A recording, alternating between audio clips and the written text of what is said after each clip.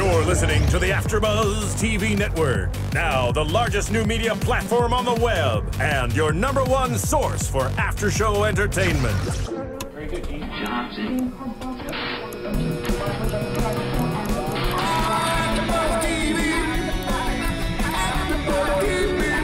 From the AFTERBUZZ Studios in Los Angeles, California, presented by Maria Menounos and streaming live thanks to Akamai Technologies, this is AFTERBUZZ TV's Rookie Blue After Show.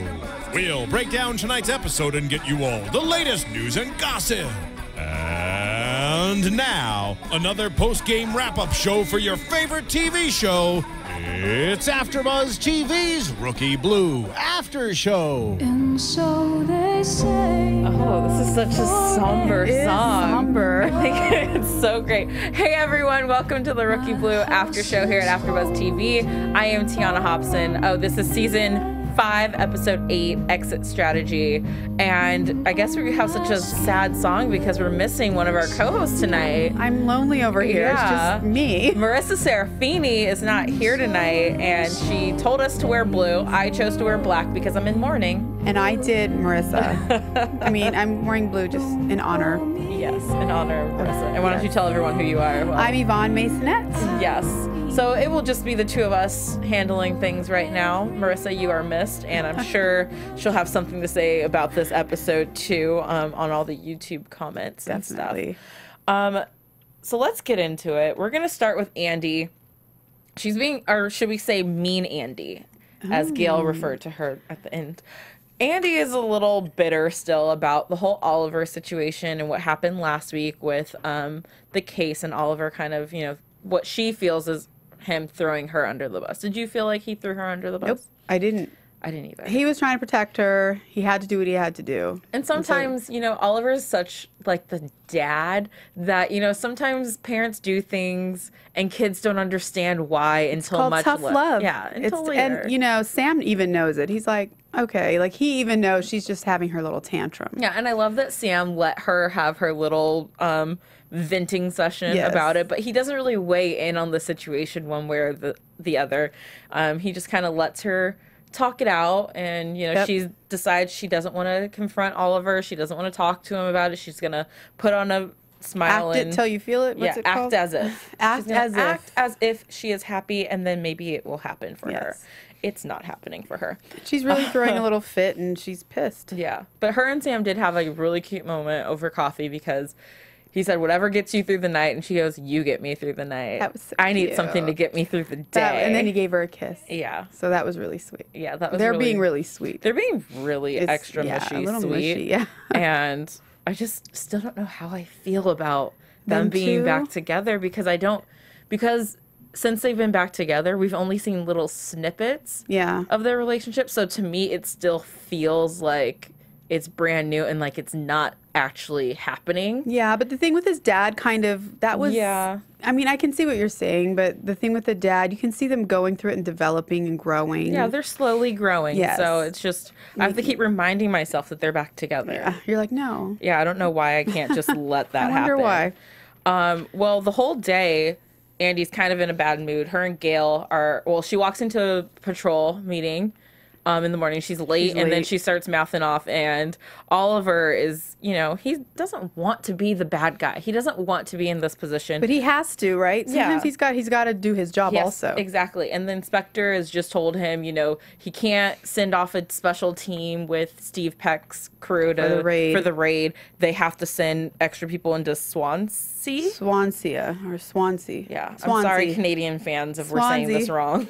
And everyone's like this, they think nothing's going on up here. They're like, oh my gosh, we're going to be rescuing cats, or, you know. Which is the call that Andy gets, is there's a hostile cat in someone's locked in the closet. And I laughed at this because all I could imagine was, I thought they were going to show them showing up and the hostile cat was like a pet lion. Yeah. I thought that for a moment when the guy's like, in here, and the whole place was torn up. Yeah. I was like, is there going to be a lion? A cat? It was like, I mean, a hostile cat. I mean, that would be a kind of funny way to intro, like, hey, it's actually a lion. It's a lion. It's a lion. So it is wild out here in Swansea. Yeah, so, you know, Andy just spends her day kind of with Gail, of all people, and Gail's like, ooh, I like this new, like, tough Andy. Andy thinks about not even taking the call, and which we all know she wasn't going to actually. And Gail's looking at her like, what am I looking at right now? You know, like, is this you? and it's cute because I don't feel like Andy can really, even when she's being mean, she's still cute and sweet. So it didn't even really come across. It's kind of like, okay, Andy. We get it, girl. Yeah. Every girl goes through her bad girl phase, and you had it for about 20 minutes. Yeah. Because even her and Gail make a bet on, like, the Swansea case, you know. Yes. She's just being a little rebellious. Yeah. Or rebellious. Yeah, that word that I can't say for some reason right now. But at the end of the day, you know, Gail kind of tells her, you know, being mean is kind of my thing. It's like a Gail Peck thing. Yeah. And you're really bad at it, and it's not you. So get over it. Get over what you're going through, whatever's going on with Oliver. He loves you, and he loves all of us. That was so sweet. I love that. It was like one of my favorite moments. Yeah. Because it's like, he loves you. He loves us all. And she recognizes, like, I think everyone recognizes it. And Andy's the last one too. Like, he loves us, and he's got all of our back. Because he does. He does. He definitely has always he's a sincere, had their backs. Yeah. And finally, she goes to talk to Oliver, and they have a great heart-to-heart. You know, she tells him she's just not over it, and he's like, well, you know, like, I want you to know I'm on your side, always have been, and I always will be. And, you know, and he tells her that that was the best part of his day. He was having a horrible Wednesday. It was what did he call it in the beginning? He said something wacky Wednesday. Yeah, something like that. He just was like, it's not going good. From the top of the day, clearly he made Wednesday angry, and Wednesday came back with a vengeance. Yeah. Wednesday was like a scorned woman coming after him tonight. It's got him good, too. And it was cute because then after they had their little moment, he told Andy, you know, this is the best part of my day. And she was like, that's because I'm awesome. It was cute, you know. She's like, I'm awesome, you know. And then she told him, put, you know, fake it till you make it, or put a smile on your face until you feel it. You feel it. Yeah. So that was nice. Yeah. That was their little way of making up, right? You think they're good now? I think they're good now. I think that Andy needs to realize, I mean, I think that when she saw him sitting in his office, she realized that he's not happy. Yeah. And so that's why she came in and opened up with, you know, how are you doing? How's it going? Because she realizes that, you know, he's in a position now that he's not used to being in. He had that whole conversation with Swarek about, you know, how he was trying to be a granola bar guy, and he's actually a candy bar guy. And Oliver or Swarek actually gave him the advice that he gives to his rookies, which is be the cop you are, not the cop you're supposed to be. So, I mean, then he kind of goes out and he's making better calls on, you know, that's why he gives Steve Peck the team and everything. He just was, and that was the great advice. So it's kind of like his cop, they came back and they helped him out today. That's what that was. You know, he got a little help, and he needed that. He did. That he needed support. A little pick-me-up. Yeah. So hopefully he will start adjusting to his role a little bit better. I think he will. I think him and Andy are going to be in a good place now. Yeah, so. He's going to end up loving it. Yeah. Maybe. Usually that's what happens, though. Yeah. I mean, he could go from hating the paperwork desk job to loving it. Yeah. But we'll see. Yeah. It might take him a little more time. It may not be right away. That might be next season when he starts loving this job. He's like, I love it. But he's good at what he does. He's going to be good at it, whatever it is he does. So. And along the relationship lines, we had Chris and Dove tonight. That was funny. And Diaz starts off, he's in what I'm assuming is Narcotics Anonymous. Because Dove has suggested that he goes there. He's going by the alias of Dave. And then he forgets his alias. And the AA leader was like, you are Dave, right? And he's all, yeah. Yeah, that's me. That sounds about right. And he goes into, you know, how he kind of started on his downward spiral. You know, he has a stressful job. He lost custody of his son, who turned out not to be his son. That was so. I was like, and he was just stressed. He's stressed, and he's feeling lost. Yeah. So that's where so at least we're getting a little background into his mentality of how this started and why. And I mean, it's all stuff that we kind of could piece together on our own, especially with like the kid thing. But it's good to hear him say it. He's talking. Out loud. This is the beginning of his, you know, this is him maybe his, you know, getting better. It was funny because he said something when he was like, you know, relapse, you know, when he was talking to Devil, relapse is just part of healing. It's just part of getting better. That's when you're supposed to relapse. It's like, I mean, does it really count like that when that's your mentality? Yeah. I have to relapse before I can get better. Yeah.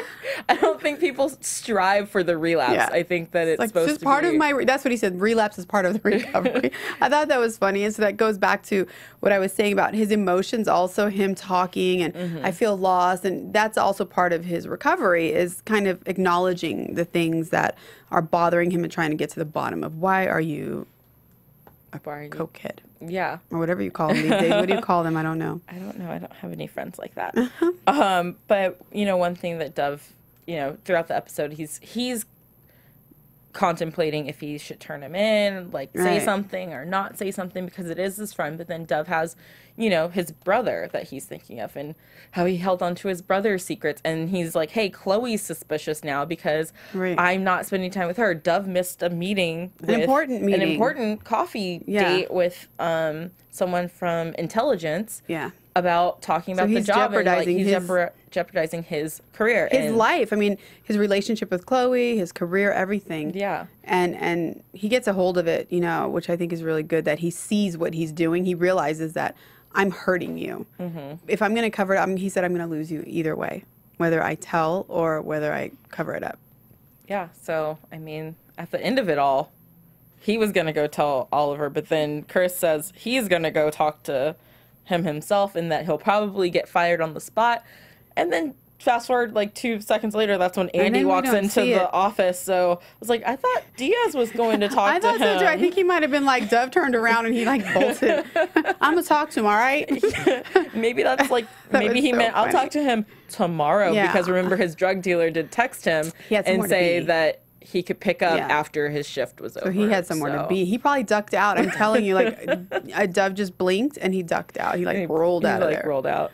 Yeah, I'm sure we'll see. That was a little something. Yeah, you caught that. So we'll see either him actually go talk to Shaw next week, or we'll see Dove confront him and be like, "Why haven't you still talked to him yet? Because I really am not going to hold this secret anymore." Yeah, and he loves him. He's looking out for him. Like he really is. He tried to keep the secret. He waited for him outside of AA.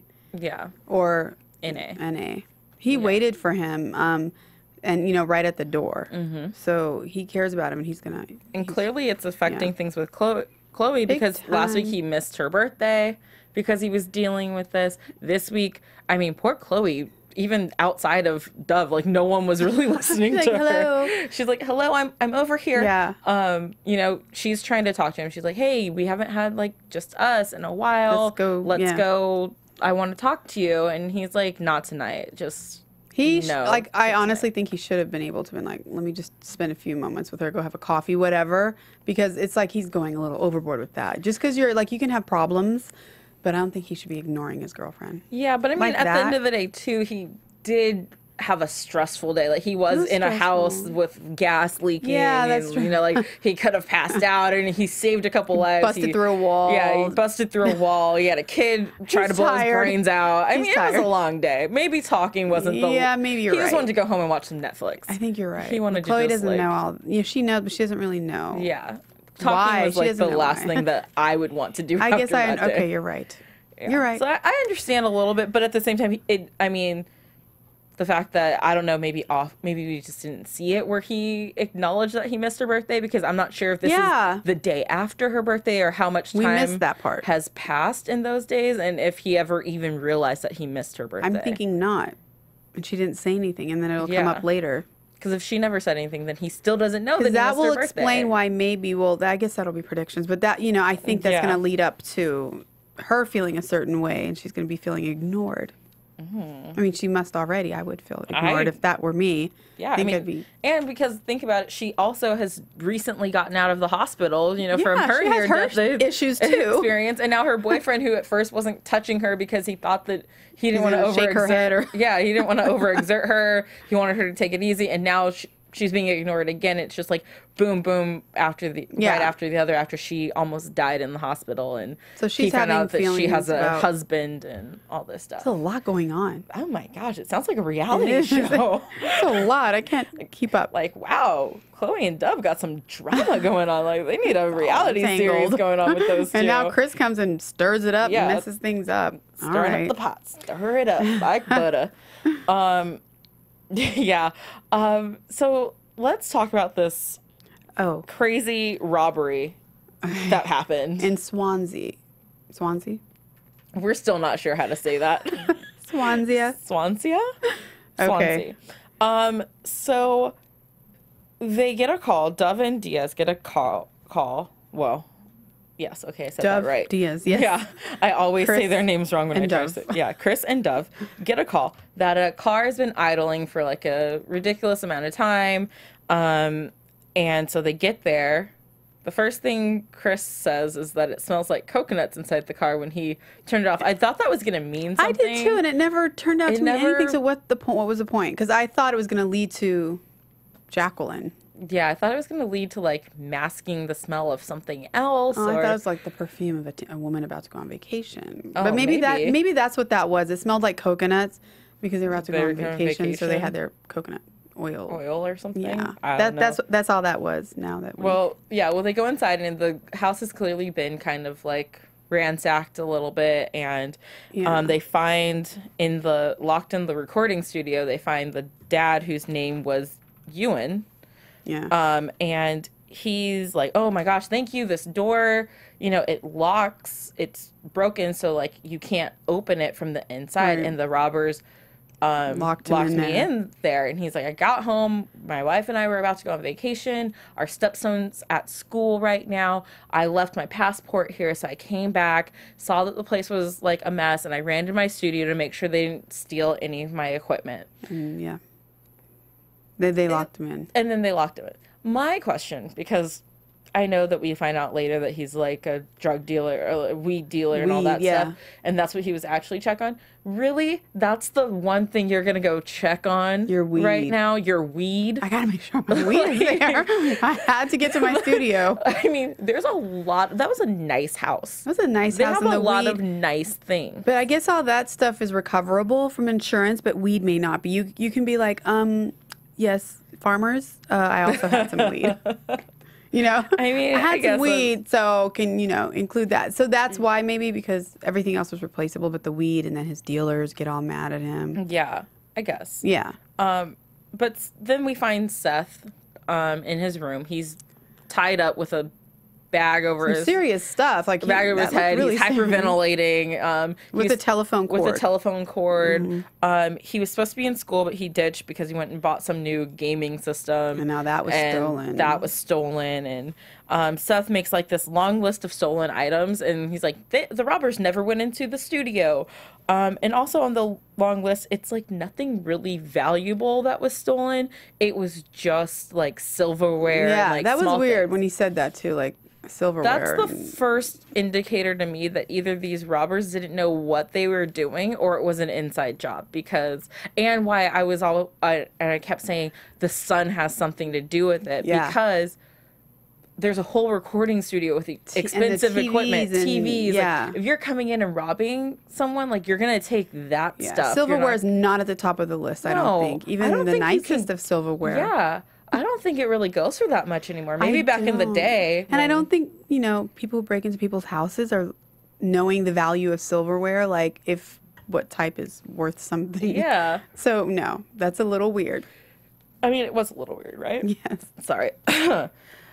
So they finally get the wife, Jacqueline. She comes home. Back from the airport because, oops, pothead husband forgot to call his wife and be like, hey. He's like, oh. So don't get on the plane without me because. Don't go if we're not there. Don't go. So we find out that she owns her own PR company. He quit his day job to be a full-time music producer. He was following his bliss. Yeah, and he said, never work a day. You follow your dream, and then you never work a day in your life. Then you never have to work because he's so happy doing what he does. Yes. Which is just weird because it's like you see these two together and she comes in freaking out about her son and, oh my gosh, we're going to get everything back. Don't worry about it. Relax. He's like, chill. Relax. They're kind of giving each other those dirty looks where it's like, okay, did they do this together or you don't do know. They just hate each other? And it's kind of funny because it looks like he's a stay-at-home dad in some ways. Like she's a moneymaker because he's kind of like, it's cool, they just took our stuff. And the definition of opposites attract. Yes, right totally. There. She's the reliable one. He's the one who's like has no clue what's going on. She pays all the bills. Exactly. So this is when they take him in for kind of questioning. They're just kind of playing out scenarios of what could have happened because they find the window that has been broken from the inside. And Andy's like, Yeah, from the inside. Yeah, because the way the glass shattered outward, so it had to have been whoever broke in had a key or was. And they probably weren't that smart because from breaking it from the inside, they weren't that experienced. That's another thing. Yeah, not experienced. Yeah, at all. They take Yvonne in for questioning, and that's when he tells Swarek that, you know, they got his stash of pot and he didn't want to say anything because they're the cops and you're not supposed to have, you know, pot like that. And only a couple people knew where it was hidden. So he's like, there's no way. There's no way that it could have been a random robbery, which was the first smart thing he said. And that's when I knew he was innocent. That's when I was like, okay, he's not part of it because he's like, look, it's pot. The reason I didn't say it is because it's pot. Because it's a lot of it. Yeah. So that's kind of when I knew, like, okay, I don't think he has anything to do with it. And he just seems so like, he's like, am I a suspect here? They're like, do you feel like one? He's all, yeah. Yeah, a little bit. I feel like a suspect. Yeah. And then you have Gail and Andy questioning Jacqueline, the wife. And she's kind of like, do you guys think that I had something to do with this? Because they're like, she's like, so your firm is going under. And then, you know, they made her feel bad for paying for a vacation. When she's, you know, going bankrupt, she's one payment away from foreclosure.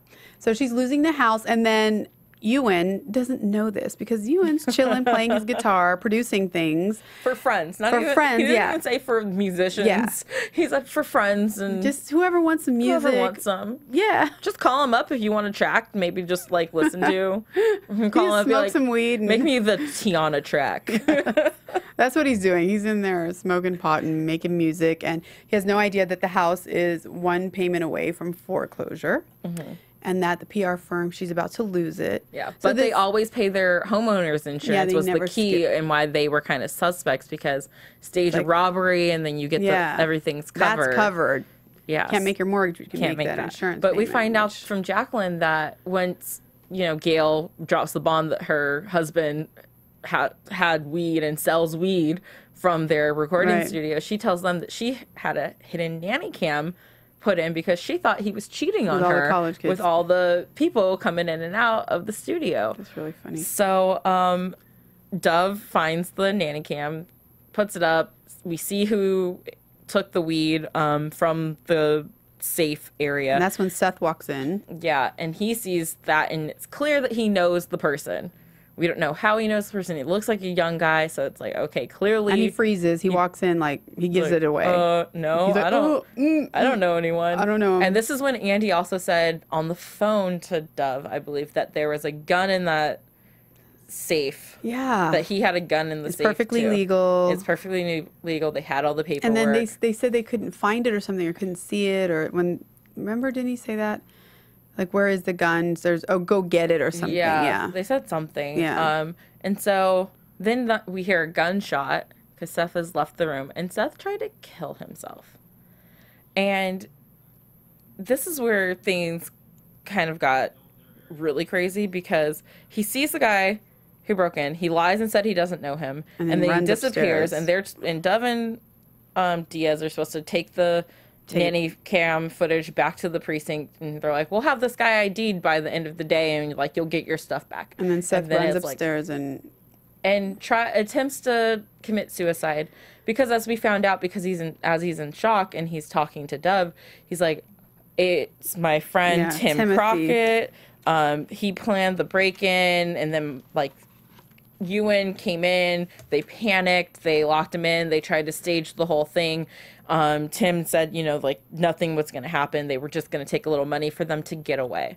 And they didn't harp on the whole, like, get away. Like, run away Did together. That mean that was his friend Tim in a bad home situation too? Maybe that's because he felt like there was no one. You know, Seth said there's nobody when Sam, was it Sam who said that to him? Diaz. Or Dove asked him. It was Dove. He's like, is there anyone who can come hang out with you? Yeah. And he's like, there's nobody. But there actually was somebody. Yeah. And then I was kind of, I don't know if I was trying to read too much into it, but enough money for them to get away was was Tim his boyfriend, and they were I trying wondered to, that like, there could be get many. away. Yeah, it was very clear from the beginning that Seth was not a fan of Ewan. Yeah, and he's like, oh, that's just a mistake that my mom made 4 years ago. So he's angry teenager. He wants, you know, and it could have been. Guy. His mom had no idea that the stepdad was selling weed out of their house, and some family drama there. Yeah, just a little family. And I was just, and I caught myself like wondering, like, what's the rest of his story and what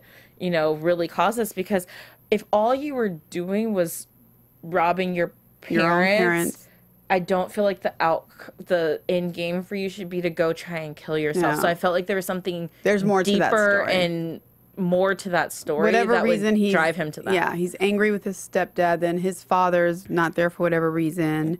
And who knows what's going on with him. He's a teenager, too, on top of all that. Yeah, because it seemed like his mom really cared. He had love. And he has a good relationship with her. It's just the husband. Maybe the boyfriend came and stirred things up because all of a sudden there's pot in the house and there's all this stuff. And also, no boy likes when a man moves in with you and it's not your dad. Yeah. And it's this new kind of hippie guy, And so I just felt like he didn't like that guy. I just felt like Seth's reaction to his friend you don't need to kill being yourself. Up and wanting to go kill himself. I felt like that was a huge leap. I agree. And maybe there was more because our recording did get interrupted by Barack Obama talking about something. I don't know. I fast forwarded through it. So we missed about 10 minutes, and I don't know if we missed anything through there or if they picked up and maybe something in that stretch would have. Because it did seem a little much. Because honestly, he probably would have had a slap on the hand because it was his own parents. It's like, stealing. I mean, if anything, his Jimmy, stepdad would get in trouble for selling the pot. If anything, that would have come down to maybe. He would have got in trouble. He would have, probably been arrested. But then I'm pretty sure at this point, one, he's 17, so he's a minor, and two, his parents could have dropped the charges. Yeah. Because I think when it's a robbery, like, you have the choice. Yeah, I don't want to press charges. It's my child. We'll deal with this at home. And then the police, it would be up to them if they want to deal with the marijuana scenario. Yeah, exactly. So it wasn't shooting himself. And then he was upset because he's like, I can't even do that right. Yeah. Because he missed when he shot himself or he, like, grazed himself. Yeah, so he's still conscious now. Bleeding profusely. Yeah, and Dove's trying to talk to him to keep him awake. And then Chris smells gas. They're in the studio. The bullet has pierced through the wall and, like, hit a gas line. So there's gas leaking in. And then the door closes. The door that, they're in the room with the jammed door. So now they can't even get out of this room. And everyone's freaking out. Andy and Sam are at the precinct, like, la-di-da. Where are they? Where are they with that footage? So long? And then they have to radio in. And, it's really scary because the electricity from the radio could spark something. Yeah, they can't, because at first I was like, they can shoot the door. Yeah. But I'm like, actually, you can't shoot the door in a room full of gas. Chris starts kicking the wall, and then he, like, passes out from the gas. But he apologizes to Dove. Remember, he's like, I'm sorry. I'm sorry what I said about your brother. And then he passes out as he tries to bust the wall next to the door. And then you have Hulk Dove coming through. He's like a man He's today. got Seth, with his head, like, wrapped up here. And then Chris falls down over there, and he's like, I gotta get us out of here. Superman. He busts through the wall. Busts through the wall, opens the door, and then, like, gets Chris up, and they get Seth out. He was the hero of the day. Yeah, and the paramedics did say that, he should recover fine. The kid's gonna be all right. Yeah, the kid's gonna be all right, so. And Dove, like, wow, what a guy. I mean, if you look at him, he's doing a lot for people. Like, he's taking care of his people, and he looks out for people. He is, but sometimes I can get like that too, like where you want to take care of everyone and you forget to take care of yourself and your own. This is what's happening. Yeah, and this is what's happening with him right now. He's so busy taking care of his friend that he's forgetting to take care of himself and his girlfriend and his personal life and his professional life. Yeah. He's not focused on that because it's not like Dove to forget about a coffee meeting. He would never forget about that. And that makes him look bad, and it's going to affect his work. Yeah, exactly. So there's potential for growth. So we find out who robbed the place, and all's well Tim Crockett. There. Yeah. And then there was one more part to this episode. It was Tracy. Yes, Tracy and Dex and Steve Peck, and all those times when we were wondering what that phone call he made was all about. What he was up to. We all find out now. He is putting together a special team to do a raid on a gambling ring that's being run out of a diner on Wednesday afternoons, and they're playing poker, and that's why the inspector's like, hey, we don't need all these other people going to that. We bust this one, another one's gonna pop up. It's so minor that like it's not that necessary. Serious. Let's all go to Swift. Hint number one that something was up. And then, you know, when Oliver kind of pulled the plug on it, Steve goes to Tracy and is like, hey, this has to stay between you and me, but I want to show you something. He shows her pictures because Dex's lawyer has just sent her some files about how he's going after sole custody. He wants full spousal support. Like, just the list goes on and on. And Tracy's freaking out. He wants alimony and child support. Yeah, he's got the best lawyer in the business, which how can he afford that?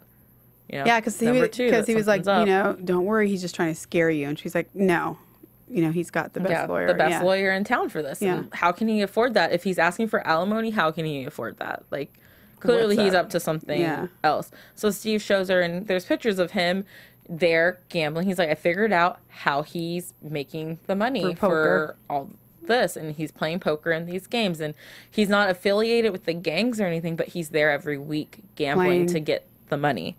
So Tracy, being the great person that she is, because God bless her, she gives Dex the benefit of the doubt every single time. She just can't help herself. She can't help but help him. Yeah. Even when he ended up in the hospital after a bar fight, and it's like, hello, case in point right there. Like, he clearly always should be sole custody.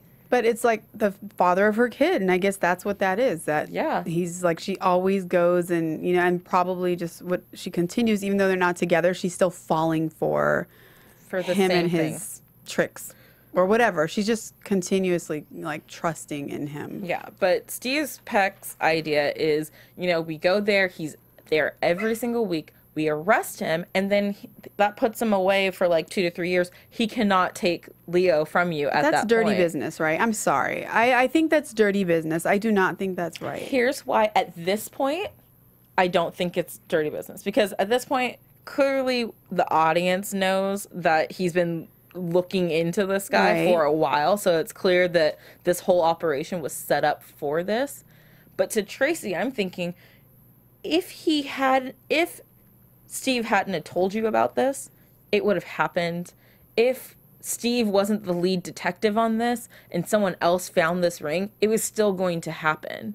So regardless, Dex is setting himself up without the help of anyone else. But because of the factors coming in that Steve was looking into Dex, and that Steve knows that this is where he's going to be, and that Tracy now knows, and for her to not tell him, I would have been like, wow, Tracy, like, that's cold-blooded and right that's a serious, to go away for 2 years is serious. Yeah. So that's why I'm like, I mean, I guess she had to tell him, I guess. I mean, it's kind of tricky. Yeah. And I think it's kind of, I don't know. I guess you're right. He would have been busted regardless at some point. At some point, that place was going to get busted by the cops, and he would have been arrested for it.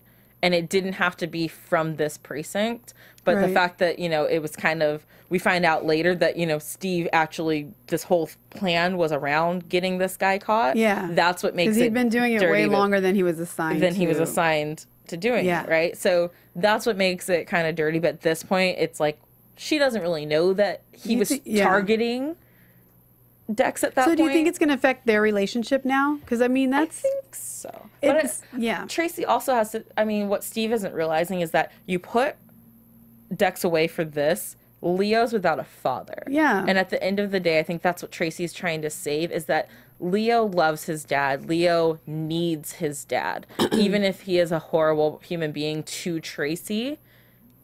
The father-son relationship. Yeah, the father-son relationship is something she still wants her son to have. And Steve's not putting that part together. He's just thinking, no, he's a deadbeat. He's this, he's that. And that's also getting him away because that's his woman now. And he, you know what I mean? Yeah. So there's some, those motives aren't also straightforward. You know what I mean? It's kind of for himself as well. Exactly. And I definitely think that the father-son relationship is important to her, you know? And you don't want to take him away for 2 years. And honestly, I mean, he's playing poker, but I don't know if he needs to be locked up. That's really serious. Yeah. So I kind of feel like that would make me not trust Steven so much, because he's like trying to get this guy out of the picture. Yeah. I mean, he's actively trying, and he's not thinking about the fact that he wants Dex out of Tracy's life and isn't realizing that that comes with taking him out of Leo's life. And Tracy doesn't want that. And I think sometimes he thinks that Tracy's trying to do it for herself. Right. He's thinking, oh, well, no, Tracy's just falling for his tricks over and over again, and it's affecting her. I think she's falling for them because she's trying to be there for Leo. Yeah. Everything she does is for him. And it's not really his position to kind of decide when and how. It's almost like he has to deal with it. That's the father, his girlfriend's, child's father. So I kind of feel like he's got his hands in it, and I don't think he should. That's what I think. Yeah, he should stay out of it. Yeah, he's a little too involved. Yeah, so Tracy tells Dex about this, and Dex says he's not going to tell anyone. But then they show up for the raid, and what's there waiting for them? Some stale donuts and coffee. And what does it say? Welcome, come have... It's like... welcome, have one. Yeah, have one. Come in, have one. Yeah, something like that. Complete stab at the cops, And a whole bunch of coffee. It wasn't like one cup. It was like 20 cups of coffee. Yeah, and a whole bunch of donuts. A whole bunch of donuts. So, at this point, Steve doesn't know what happened. Oliver is pissed off because, he kind of risked making the inspector mad by letting him have the tea. And then it's a bust. Yeah, it's supposed to be a sure thing. And Tracy's like, ooh, sorry about that. I have to tell you something. She's like, I might have told Dex, but he said he wasn't going to tell anyone. Yeah, that was so funny. She wasn't supposed to tell, then he wasn't supposed to tell. Yeah, it's like, that's the thing with secrets, As soon as someone tells you don't tell anyone, and then you go and tell someone, and they're like, but don't tell anyone. You know, right there. It's come on. That's you're already a product of not keeping the secret. So what makes you think that person's going to trust? It's going to continue to spread with the don't tell anyone. Yeah, exactly. So that's so funny. As Tracy, after they get into their little spat about the whole situation, is when she puts together, as she's looking at the pictures, she's talking to Nick, and she's like, hey, when did surveillance start? And he's like, a month ago. She's like, these are from 2 months ago. Yep. She's like, then it's not a part of this case. And so Tracy goes to talk to Steve about this, and Steve basically was like, I don't think he thinks he did anything wrong. He doesn't, because he's like, I'm getting him out of the way for you. And I just think he's crossing the line, but he's doing more than he was asked to do. He's involving himself. Because he's talked about what she did by warning Leo not to be there. What he did is a bigger deal. He had surveillance and had someone followed and used police resources for something that had nothing to do with any crimes. He was after him, but we kind of knew this. We knew he was up to something. Yeah, we knew he was up to something, and now we know what he was up to. And I gotta admit, it wasn't as bad as I thought that he was going to be. Maybe there's more. I was thinking that too. I'm like, oh, so he was spying on her boyfriend. Her ex, Yeah. So I thought the same thing. Like, it's not as bad, because before we knew what it was, I was like, what is he doing? I was like, oh my gosh, did he put a hit out on him? What is he doing? He's going to set him up, get him beat up. Because I was thinking, with the bar fight, was that a setup? I'm thinking he's going to have some guys with some baseball bats, knock his knees out, leave Tracy alone. Yeah, just taking it too far. So, I agree that it wasn't as big of a deal as what we might have thought, but maybe there's more. You don't think so? I mean, I think that there will be some repercussions to both of their actions. Yeah, we'll have to see. And I think that we're just going to have to stay tuned to find out what those repercussions might be. Yep. But for now, it's like, ooh, scandalous. Bad boy. Bad boy. And she's being a little naughty herself, because that's just not necessarily good what she did. She interfered, right? Would you consider that? Yeah, that's definitely telling someone who's going to be at the... And then the whole place is cleared out. And the whole place is cleared out. What does that mean? Come on, you don't think he's going to take care of his friends? But at what point is Dex going to be like, you know what? Why am I fighting Tracy so hard? She, one, isn't using the fact that I got into a bar fight against me, for negotiations right now. She's not using the fact that she knows that you gamble to get your money and it's illegal. She's a cop. She protects him. She protects him so much. When will he give her the benefit of the doubt or give her like a little easing up. Like, don't go for full custody. Like, come on, he's trying to hurt her by doing that. Yeah, like let's split custody with him. Like if it's really that important to you. Right. And what happened to like co-parenting? You know, yes, she's busy. She has a job. You just said you wanted alimony. Clearly, you're not working. Yeah. So someone has to keep a roof over that child's head. Right. So if it comes to a point where it's Tracy's day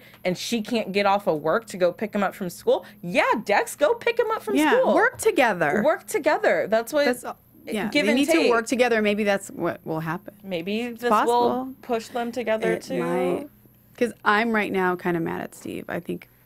Well, I mean, no good. He's a peck and all, so like they're very prestigious. But I feel like he's gonna be like the bad peck, who's like the naughty cop it's who no good, breaks laws. Yep. Yeah, but we'll have to wait and see. We shall see what happens next week, and let's talk about our predictions. And now, your AfterBuzz TV predictions. Okay, so now next week's episode, it's set up where the cops are going to be wearing like cameras, kind of, so you can see what they do all day, surveillance footage. So I guess in case people want to put a complaint in about you, you have the proof of like dash what happened. cam, shoulder dash cam on your shoulder right there. Shoulder cam, I like that. So what kind of naughtiness do you think we're going to catch on film? I think we might catch some flirtations, and I don't know. I just, you know what I think? I think we need to keep our eye out. I mean, I guess it doesn't have anything to do with the cameras, but for Chloe and how she's feeling. It looked like she kisses Wes. Like Wes is back, like we said. We predicted he will. It was easy to predict, but it looks like Wes is back. Yeah, but I don't want to say anything too much because they always set up these trailers for me to get upset about stuff. For you to fail. And then I have to remember, wait, they're just showing you the juicy bits. So we see the kiss, but we don't see what happens, who initiated. Well, it looked like he leaned in, but we don't know what happened right maybe before she stops that. him right after. Yeah, we don't know if she slapped him afterwards and was like, what are you doing? But it looked like, this is true, she may have rejected him, but it looked like she kind of took the kiss, right? I mean, I'm not saying anything one way or the other because I don't want to get angry at Chloe because I love her. And also, she wouldn't fall for I need for them to find something more for Nick and Chloe to do right now. Yeah. They both have kind of been, well, I feel like next week we'll get more of Chloe because, you know, this whole West thing is coming back. Yeah. But Nick is just kind of sitting on the sidelines this season, and everyone knows I love me some Nick. You do love Nick. And so I need him to not be like, oh yeah, I get to be the leader of this. He was in like 3 scenes today. Well, maybe that's something we'll be seeing more of maybe next week. Yeah, maybe Nick needs back. a new girlfriend. Yeah. I volunteer myself as tribute. I'll do it. You can do it. Or maybe he'll come in and rescue. You saw someone was roughing up Andy, right? Yeah. In the preview. So maybe Nick saves the day. Nick will save the day. And then she's like, oh, Nick. Anything can happen. Anything can happen.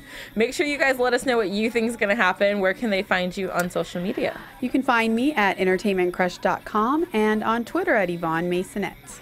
And you can follow me on Twitter and Instagram at the Tiona Hobson. And make sure you check out all the other shows we do here at AfterBuzz TV. Go to iTunes, go to YouTube, leave us comments, subscribe, like, and tell a friend.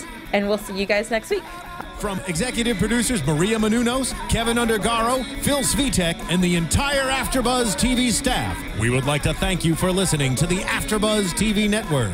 To watch or listen to other after shows and post comments or questions, be sure to visit AfterBuzzTV.com. I'm Sir Richard Wentworth, and this has been a presentation of AfterBuzz TV. Buzz you later. The views expressed herein are those of the hosts only and do not necessarily reflect the views of AfterBuzz TV or its owners or principals. Thank you for watching AfterBuzz TV on YouTube. For more of your favorite after shows and interviews, subscribe to our channel here, and be sure to share your opinion on the episode in the comment section below here. We'd love to see what you guys are buzzing about. Thanks again. Buzz you later.